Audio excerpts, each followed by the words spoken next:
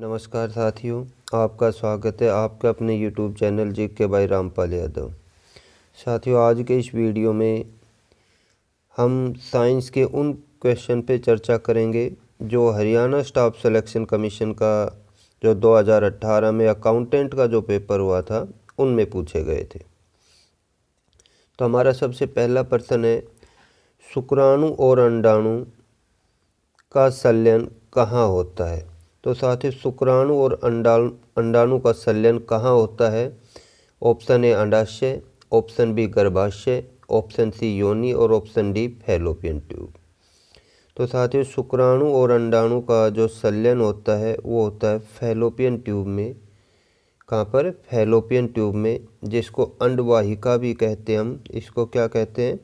अंडवाहिका। अंडवाहिका। और शुक्राणु और अंडाणु का जो संलयन होता है, इस प्रक्रिया को हम क्या कहते हैं? निषेचन। क्या कहते हैं साथियों? निषेचन। हमारा दूसरा प्रश्न है, विद्युत परिपथ में जल में किया गया काम। जब एक इकाई आवेश एक बिंदु से दूसरे बिंदु पर स्थानांतरित होता है उसे कहते हैं।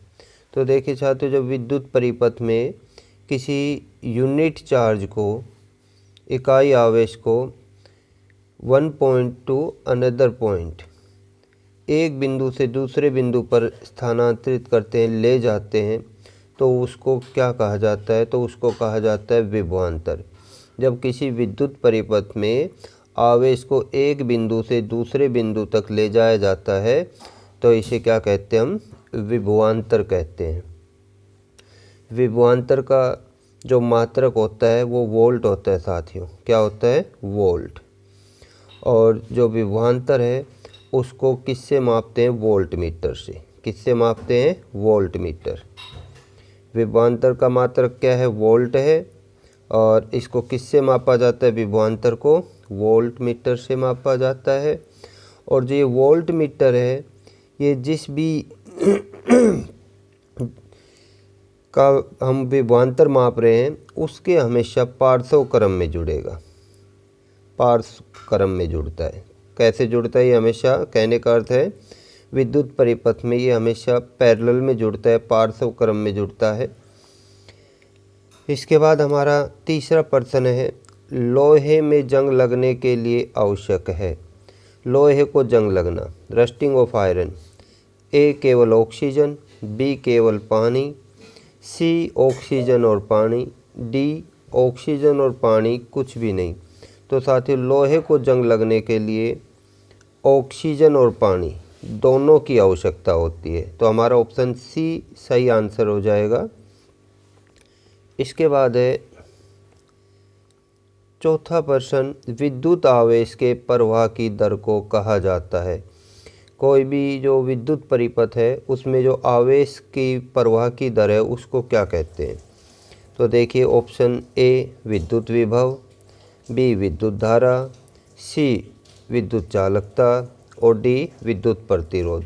तो विद्युत आवेश के प्रवाह की दर को क्या कहा जाता है साथियों? विद्युत धारा कहा जाता है। जो विद्युत धारा है इसका मात्रक क्या होता है? विद्युत धारा का मात्रक होता है एम्पियर। विद्युत धारा का मात्रक क्या होता है? एम्पियर। इसको किस में मापते हैं? एम्पियर में। और किस यंत्र से मापा जाता है विद्युत धारा को? एमीटर से मापा जाता है साथियों। किससे? एमीटर से मापते हैं। और जो ये एमीटर होता है ये हमेशा विद्युत परिपथ में श्रेणी क्रम में जोड़ा जाता है। किसमें? श्रेणी क्रम में। एक साथियों, दोनों प्रश्न जो पहले विभवांतर का था और ये विद्युत धारा, दोनों 10वीं कक्षा के प्रश्न है। तो जो विद्युत आवेश की प्रवाह की दर है उसको हम विद्युत धारा कहते हैं। विद्युत धारा का मात्रक एम्पियर होता है। और विद्युत धारा को किस यंत्र से मापते हैं? एमीटर से। एमीटर हमेशा विद्युत परिपथ में श्रेणी क्रम में जोड़ा जाता है। इसके बाद हमारा पांचवा प्रश्न है, टेस्टिस द्वारा स्रावित नर लिंग हार्मोन है। तो साथियों, टेस्टिस द्वारा स्रावित जो नर लिंग हार्मोन है वो कौन सा है? टेस्टोस्टेरोन, बी एस्ट्रोजन, सी प्रोजेस्टेरोन और डी प्रोजेस्टोजन। तो टेस्टिस, जिसको हिंदी में विरसन कहते हैं, ये क्या करता है, टेस्टोस्टेरोन का स्रावन करता है। ये क्या है, नर लिंग हार्मोन है टेस्टोस्टेरोन। किससे स्रावित होता है, ये टेस्टिस के द्वारा। इसके बाद हमारा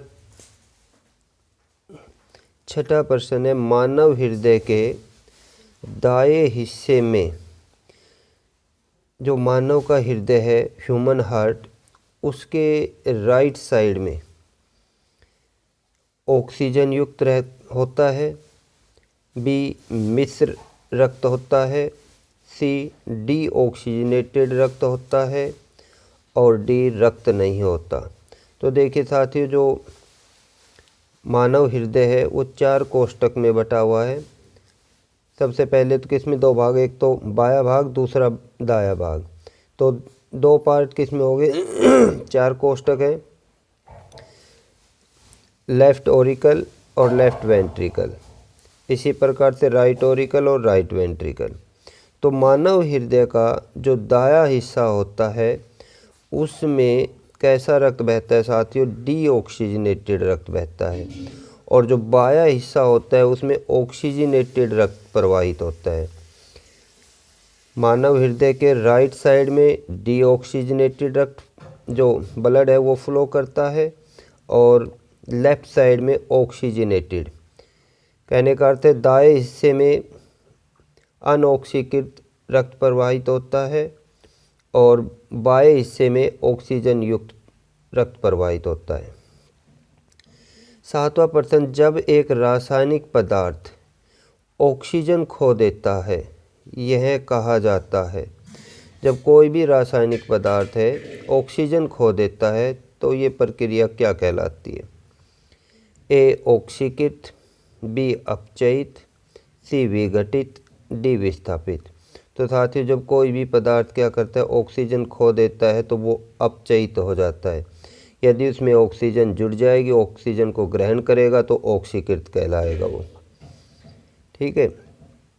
इसके बाद है 8वां प्रश्न, एंजाइम पेप्सिन पेट में किसके बिना निष्क्रिय है। देखिए साथियों, जो पेप्सिन एंजाइम है वो पेट में किसके बिना निष्क्रिय है।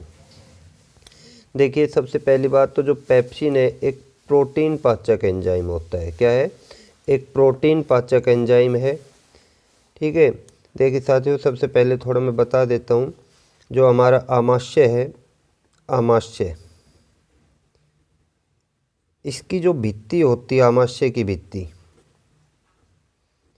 आमाशय की भित्ति में जठर ग्रंथियाँ होती है। कौन सी ग्रंथियाँ, जठर ग्रंथियाँ। आमाशय की भित्ति में जठर ग्रंथियाँ होती है। ये जो जठर ग्रंथियाँ, ये जठर रस उत्पन्न करती है। क्या करती है, जठर रस को उत्पन्न करती है। जठर ग्रंथियाँ किसको उत्पन्न करती है साथियों, जठर रस को। ये जो जठर रस है ये मिक्सचर होता है हाइड्रोक्लोरिक अम्ल HCl का, प्रोटीन पाचक एंजाइम पेप्सिन का, और सलेस्मा, म्यूकस जिसको कहते हैं हम, सलेस्मा का। तो जो ये प्रोटीन पाचक एंजाइम पेप्सिन है साथियों, ये अम्लीय माध्यम में ही क्रियाशील होता है। कैसे माध्यम में, अम्लीय माध्यम में क्रियाशील होता है। और इसको ये अम्लीय माध्यम कौन प्रदान करता है, HCl। जो हमारे आमाशय में जो HCl उत्पन्न होता है ये जठर ग्रंथियों के द्वारा, ये क्या करता है, इस एंजाइम के क्रियाशील होने के लिए क्या करता है, इसको अम्लीय माध्यम प्रदान करता है। तो साथ ही इसमें क्या हो जाएगा, हाइड्रोक्लोरिक अम्ल HCl। एंजाइम पेप्सिन पेट में किसके बिना निष्क्रिय है, हाइड्रोक्लोरिक अम्ल के बिना। क्योंकि ये क्या करता है, इस जो पेप्सिन एंजाइम ये प्रोटीन का पाचन करता है और ये अम्लीय माध्यम में ही क्रियाशील होता है साथियों। इसके बाद 9वां प्रश्न है, लेंस का पावर -2.5 डी का अर्थ होता है डायोप्टर। ये लेंस के पावर की यूनिट होती है, इकाई होती है। तो वह लेंस है। देखिए साथियों, जो लेंस का पावर क्या दे रखा है, माइनस में। देखिए जो उत्तल लेंस होता है साथियों, उत्तल लेंस, इसकी जो पावर होती है वो धनात्मक होती है, पॉजिटिव, धनात्मक। उत्तल लेंस की पावर क्या होती है साथियों? धनात्मक। और जो अवतल लेंस होता है उसकी जो पावर शक्ति होती है वो क्या होती है? ऋणात्मक, ऋणात्मक। तो यहाँ पर क्या दे रखा? -2.5 डायोप्टर। तो हमारा क्या आंसर हो जाएगा? Option B. क्या हो जाएगा? Option B.